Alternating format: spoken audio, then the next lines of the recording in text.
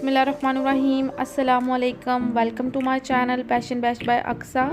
कैसे हैं आप सब और कैसा गुजर रहा है आपका रमज़ान। उम्मीद करती हूँ सब लोग रमज़ान की रहमतें और बरकतें समेटने में मसरूफ़ होंगे। रमज़ान गर्मियों में है और इसके लिए मैं आपके लिए बहुत ही यूज़फुल और हेल्दी टिप्स लेके आई हूँ जिन पे अमल करके आप अपना रमज़ान बहुत ही अच्छा गुजार सकते हैं। और उसमें सबसे पहली बात यह है कि आप सहरी ज़रूर करें। वो लोग जो सहरी स्किप कर देते हैं और वो कहते हैं कि हमारी आँख नहीं खुली है या टाइम नहीं मिला, वो प्लीज़ सहरी को बिल्कुल भी स्किप ना करें। तो पहली जो है टिप है मेरी वो ये है कि जिसे आम ज़ुबान में हम कच्ची लस्सी कहते हैं। आप 1 गिलास दूध में 1 गिलास पानी शामिल कर लें और आप अपनी सहरी में ज़रूर लें। इससे सारा दिन आपको तवानाई महसूस होगी और प्यास नहीं लगेगी। आम तौर पे जो कच्ची लस्सी पी लेते हैं वो प्यास की शिद्दत उन्हें कम महसूस होती है।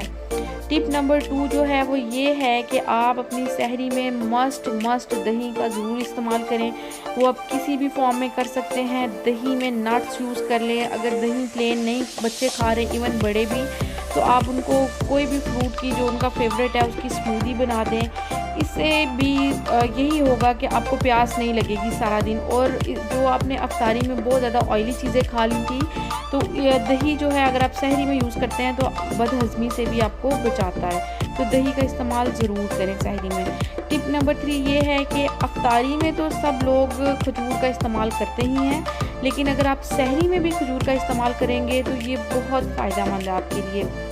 वो इस तरह क्योंकि रोज़ा रख के अक्सर लोग जो हैं वो बड़ा अपने कमज़ोरी महसूस कर रहे होते हैं। तो अगर सहरी में आप खजूरें इस्तेमाल कर लेते हैं तो जो आपकी बॉडी में ग्लूकोज़ का लेवल है वो बरकरार रहता है और आपकी एनर्जी भी बरकरार रहती है।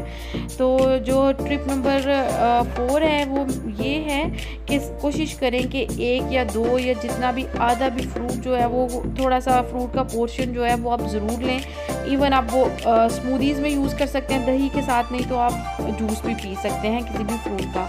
टिप नंबर 5 है वो ये है कि आप जौ का दलिया बेहतरीन चीज़ है सहरी में इस्तेमाल करने के लिए।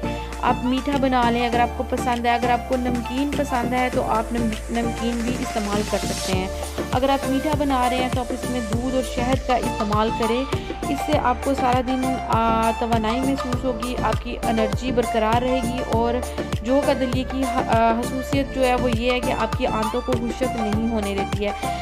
सारा दिन रोज़ा रख के हमारी बॉडी डिहाइड्रेशन का शिकार हो जाती है।